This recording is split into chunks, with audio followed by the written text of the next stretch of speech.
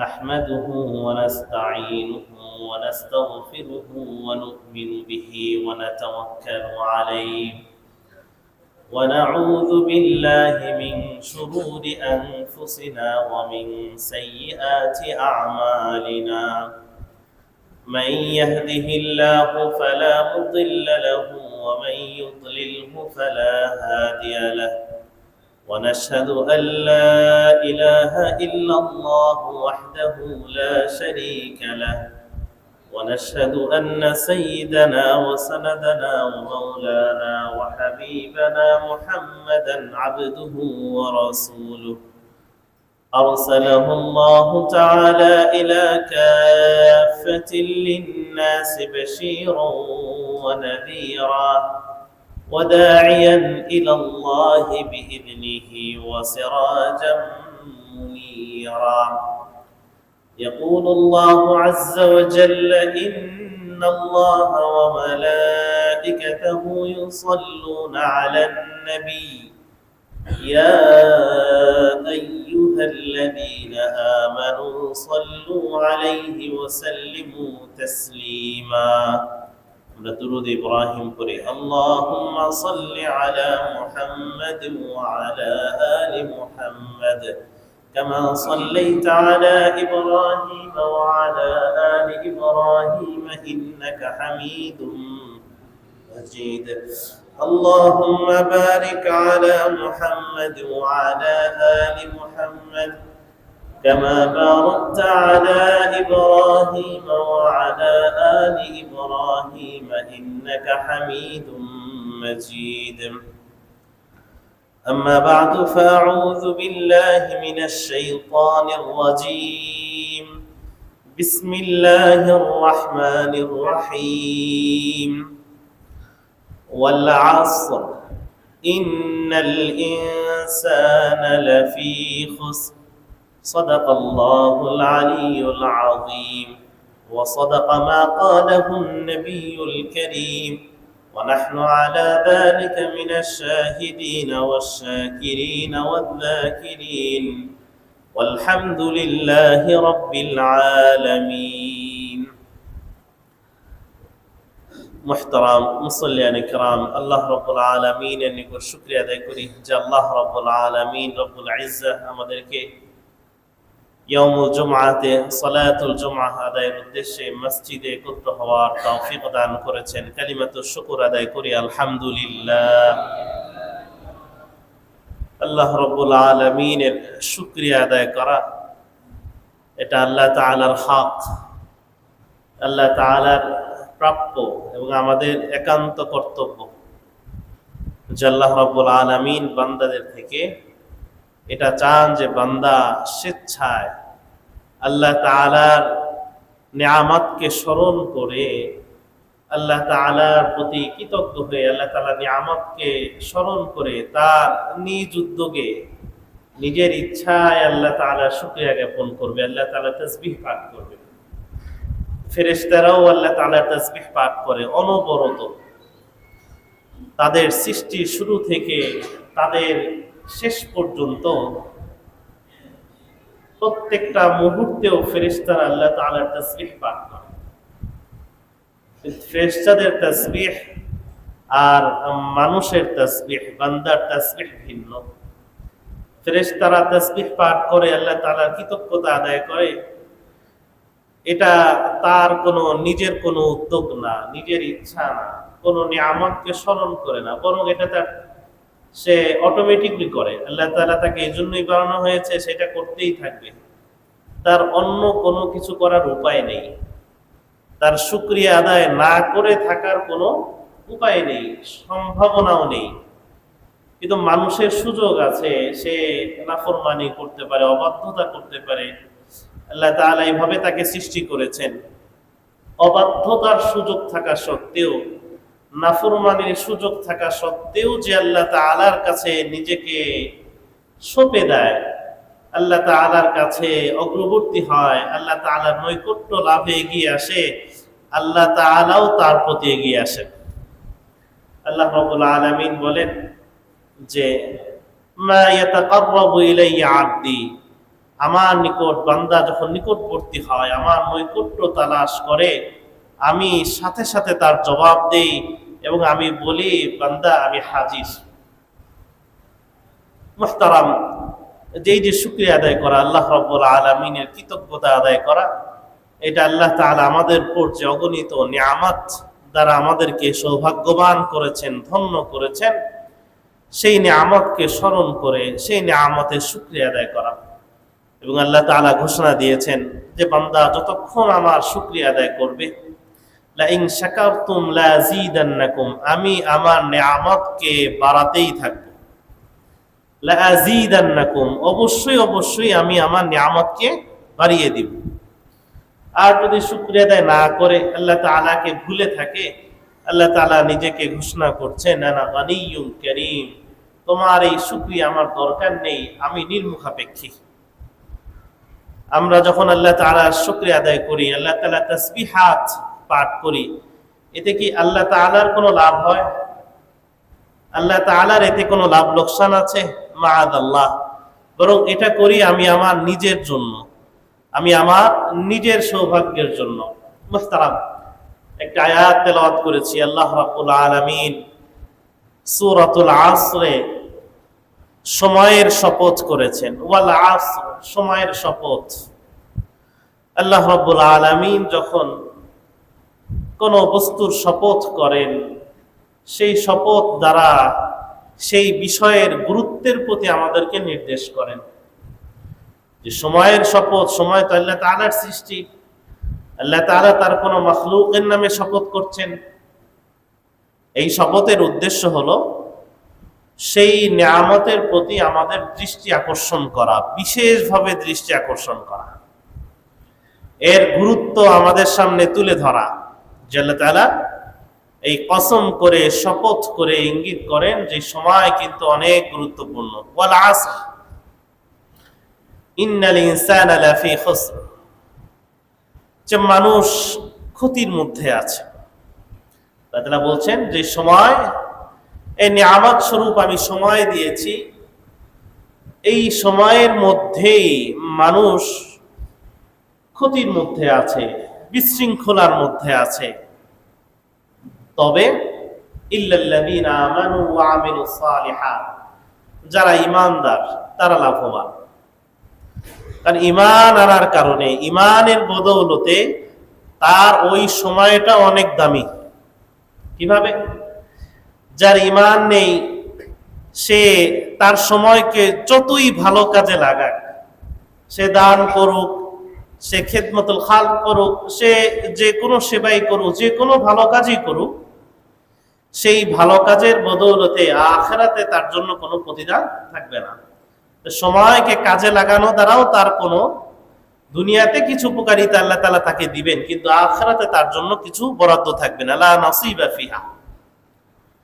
কিন্তু একজন মুমিন, তার ঈমান এত বড় দৌলত, ঈমান এত দামি জিনিস যে ঈমান থাকা অবস্থায় তার সময়টাও অনেক দামি, তার সময়টাও দামি হয়ে যায়। কারণ এই সময়টা সে উদযাপন করছে, এই সময়টা সে অতিবাহিত করছে মুমিন অবস্থায়, তার কাছে ঈমান আছে। এই ঈমানের বদৌলতে সে যখন চুপ থাকে, নীরব থাকে, নীরবে আল্লাহ তাআলার সৃষ্টি নিয়ে চিন্তা করে, সেটাও তার জন্য সওয়াব লেখা হতে থাকে, তার নীরবতাও সওয়াব। রাসূলুল্লাহ সাল্লাল্লাহু আলাইহি সাল্লাম আল্লাহ তাআলার কাছে দোয়া করেছিলেন যে ওয়াসুমতি ফিকরা, হে আল্লাহ, আপনি আমার চুপ থাকাকে, নীরবতাকে, সেটাও যেন নষ্ট না হয়। যে সময়টা আমি চুপ থাকবো, নীরব থাকবো, কোনো তেলাওয়াত না, কোনো তাসবিহাত না, জিকির না। জিকির করলে সেটা তো অনেক উপরে চলে গেল, জান্নাতে আমার জন্য বিশেষ বরাদ্দ হয়ে গেল। চুপ থাকাটাও যেন ফিকরা, সেটাও যেন আমার আল্লাহকে নিয়ে চিন্তা করা হয়, আখিরাত নিয়ে চিন্তা করা হয়, মৃত্যু নিয়ে চিন্তা করা হয়। একজন মুমিনের সময় অনেক দামি। আল্লাহ তাআলা সেদিকে ইঙ্গিত করছেন যে সকল মানুষ এই সময়ের মধ্যেই ক্ষতিগ্রস্ত, তবে যারা ঈমানদার, ঈমানের বদৌলতে তার সময়টাও অনেক দামি হয়ে যায়, তার চুপ থাকাটাও সওয়াবের কারণ হয়ে যায়। ওয়া আমিলুস সালিহাত, ঈমান আনার পর যদি নেক আমল করে তার সময়টাও কত দামি হয়ে যায়। আল্লাহ তাআলা প্রত্যেক নেক আমলের বদলা স্বরূপ একদম শুরুতেই তাকে 10 গুণ সওয়াব দান করেন, 700 গুণ, ইল্লা মাশাআল্লাহ ইউদাইফু মান ইয়াশা। আল্লাহ তাআলা বলে যে 10 700 গুণ, যাকে আমি যত ইচ্ছা তার ইখলাস অনুযায়ী, তার ইহসান অনুযায়ী, ইউদাইফু মান ইয়াশা, আমার ইচ্ছা মতো আমি তাকে বাড়িয়ে দিই। আল্লাহ তাআলা বলেন আমার ইচ্ছা যত, আমি আমার ইচ্ছা মতো তাকে আমি বাড়িয়ে দিই। তো যারা ঈমানদার তাদের সময়টা দামি। ওয়া আমিলুস সালিহাত, তাদের সে আমলও অনেক দামি, তাদের নেক কাজও অনেক দামি, বহু গুণ বেড়ে যায়। ওয়া তাওয়াসাউ বিল হক, এরপর যদি হকের পথে চলে, পারস্পরিক হকের দাওয়াত দেয়।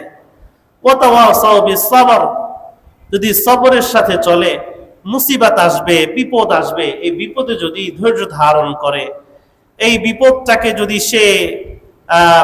সে ঘাবড়ে না গিয়ে আল্লাহ তাআলার রহমত থেকে হতাশ না হয়ে, নিরাশ না হয়ে সে যদি সেই বিপদেও শুকরিয়া আদায় করে, আল্লাহু আকবার।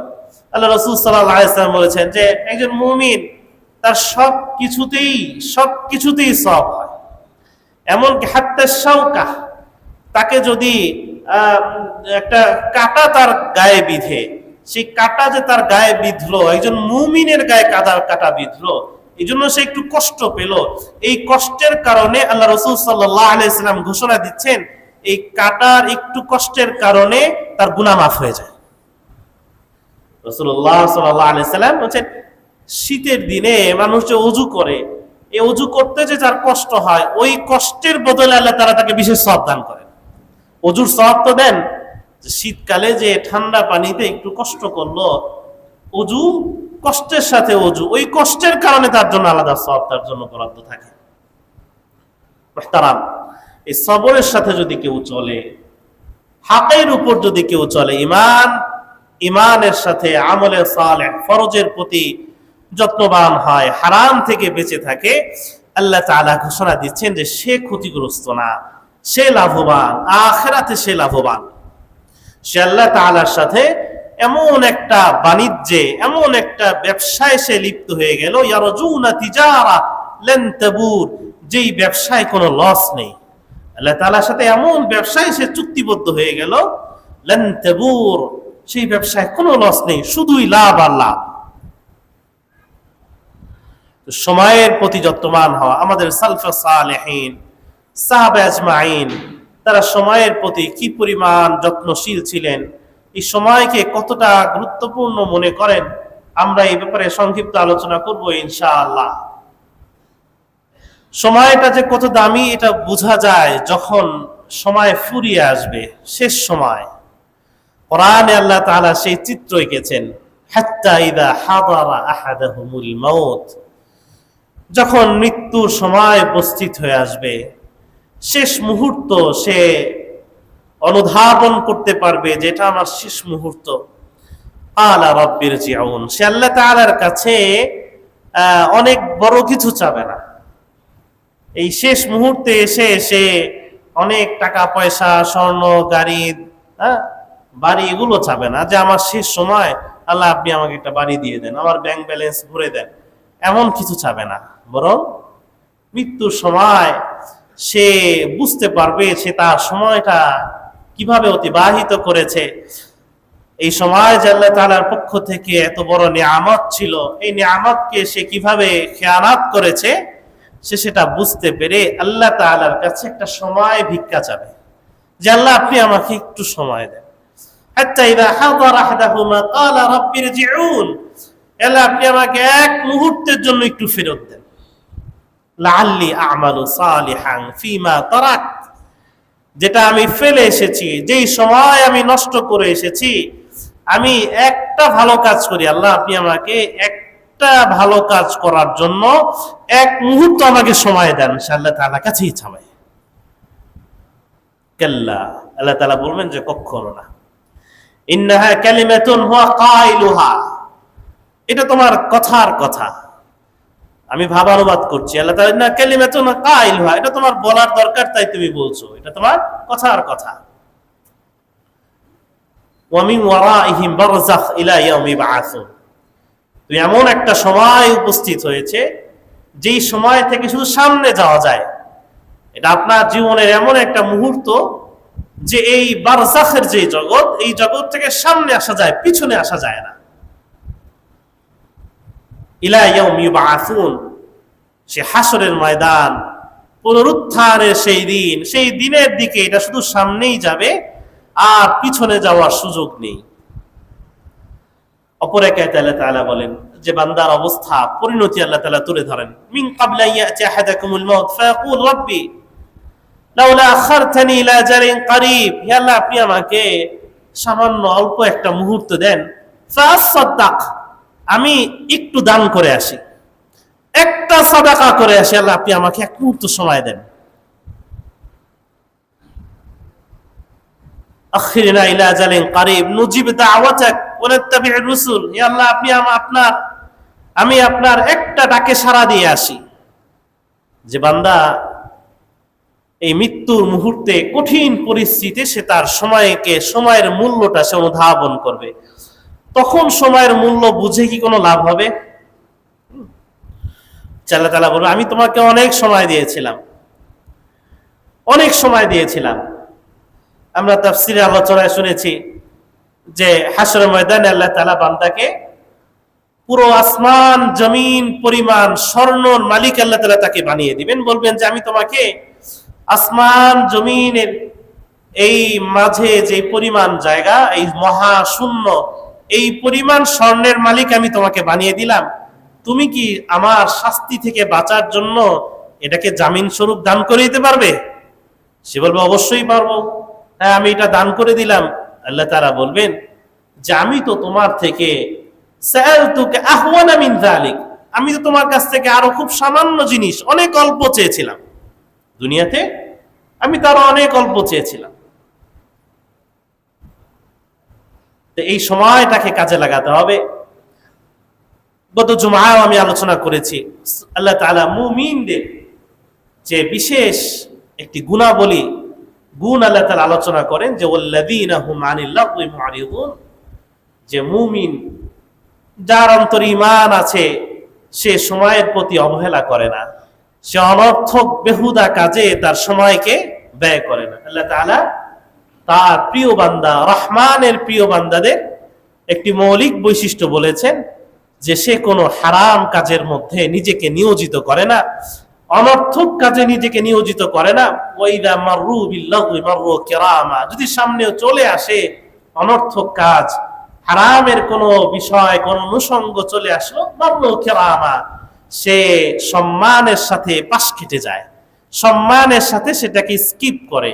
সম্মানের সাথে বলতে তাফসীর এসেছে যে আল্লাহকে ভয় করে, নিজের আমি যে মুমিন, আল্লাহ তাআলা আমাকে মুমিন হিসেবে ইজ্জতদার বানিয়েছেন, সম্মানিত করেছেন, এটা ভেবে সে সেটাকে স্কিপ করে সামনে গিয়ে চলে। আল্লাহ রাসূল সাল্লাল্লাহু আলাইহি ওয়াসাল্লাম একজন মুমিনের, মুসলমানের তার যে ইসলাম চর্চা, তার যে ঈমানের চর্চা, এই চর্চার সবচেয়ে সুন্দর দিকের কথা বলেন যে মিন হুসনি ইসলামিল মারই, যে একজন মানুষের ইসলামের যে সৌন্দর্য, সে যে মুমিন, সে যে মুসলমান, সে যে ইসলাম চর্চা করছে, ইসলামের উপর আছে, এটা বুঝার উপায় কি? সে কি সুন্দর মুসলিম কিনা, আদর্শ মুসলিম কিনা? মিন হুসনি ইসলামিল মার, যে মানুষের ইসলামের সৌন্দর্য, তার যে ইসলাম চর্চা, এটা সৌন্দর্য কি? যে তারকুহু মা লা ইয়ানি, সে সকল অনর্থক কাজ, যেই কাজের মধ্যে দুনিয়াবি কোনো ফায়দা নেই, আখিরাতের ফায়দা দূরের কথা, বরং গুনাহের সম্ভাবনা আছে, তো সে সেই সমস্ত কাজ থেকে দূরে থাকে, বিরত থাকে। আল্লাহ রাসূল সাল্লাল্লাহু আলাইহি ওয়াসাল্লাম সময়ের গুরুত্ব বুঝাতে গিয়ে তিনি বলেন যে নি'মাতান, যে আল্লাহ তাআলা দুটি নিয়ামত তোমাদেরকে দিয়েছেন, মাগবুনুন ফীহিমা কাসীরুম মিনান নাস, এই নিয়ামতের, এই দুইটা নিয়ামতকে অবহেলা করে মানুষ সবচেয়ে বেশি ক্ষতিগ্রস্ত হয়। যে অধিকাংশ মানুষ এই দুই নিয়ামতের প্রতি অবহেলা করে ক্ষতির মধ্যে আছে। মাগবুনুন, সে ক্ষতিগ্রস্ত, এই দুইটা নিয়ামতকে সে চিনতে পারে না। এই দুইটা নিয়ামতের সে এর যে বরত্ব, এই নিয়ামতের যে গুরুত্ব সে অনুধাবন না করে সে অবহেলায় কাটিয়ে দিয়ে সে ক্ষতিগ্রস্তের মধ্যে আছে। মাগবুনুন ফিহিমা কাসীরুম মিনান নাস, অধিকাংশ মানুষই আস-সিহহা ওয়াল ফারাগ, সুস্থতা এবং অবসর। যখন অসুস্থ হয় তখন বুঝে আসে যে সুস্থতার নিয়ামত কি। সুস্থ অবস্থায় সে আল্লাহ তাআলার ইবাদত করার তার সুযোগ ছিল, সে ইবাদত না করে অবহেলায় কাটিয়ে দিল। এরপর অসুস্থ হয়ে গেল, এখন তার সুযোগ নেই, তো সে কত বড় ক্ষতিগ্রস্ত হয়ে গেল। ওয়াল ফারাগ, সময়, অবসর সময় মানুষের ব্যস্ততা থাকবেই। এই দুইটা নিয়ামত এমন যে ইমাম নবী রাহমাতুল্লাহি আলাইহি ব্যাখ্যায় লিখেন যে এই নিয়ামত মৃত্যুর আগেই শেষ হয়ে যায়। অনেক নিয়ামত তো মৃত্যুর দ্বারা শেষ হয়, মৃত্যু হলে সেই নিয়ামত শেষ হয়ে যায়। সময় এবং সুস্থতা এবং অবসর, এই দুইটা নিয়ামত মৃত্যুর আগেই শেষ হয়ে যায়। অসুস্থ হয়ে গেল, সুস্থতার নিয়ামত শেষ, অনেক বেশি রিজিকের তালাশে ব্যস্ত হয়ে গেল, অন্যান্য কাজে ব্যস্ত হয়ে গেল, তো তার অবসরও শেষ। কখন জানি অসুস্থতা চলে আসে, কখন জানি আমি যে সেজদা দিচ্ছি এই সেজদার তৌফিক নষ্ট হয়ে যায়। এই যে আমি যে সেজদা দিচ্ছি এটাও তো আল্লাহ তাআলার পক্ষ থেকে বড় একটা তৌফিক। আল্লাহ তাআলা আমাকে সুযোগ দিয়েছেন, সক্ষমতা দিয়েছেন, এটা যদি আল্লাহ তাআলা ছিনিয়ে নেন তখন কি হবে? যারা রাসূল সাল্লাল্লাহু আলাইহি ওয়াসাল্লাম আমাদেরকে সতর্ক করছেন, দেখো এই দুইটা নিয়ামত, সুস্থতা এবং অবসর, অফুরন্ত সময়, যে এই সুস্থতা এবং অবসর এই দুটো থাকতেই আল্লাহ তাআলার দিকে ঝুঁকো, আল্লাহ তাআলার ইবাদতের দিকে, আল্লাহ তাআলার নৈকট্য অর্জনের দিকে ধাবিত হও।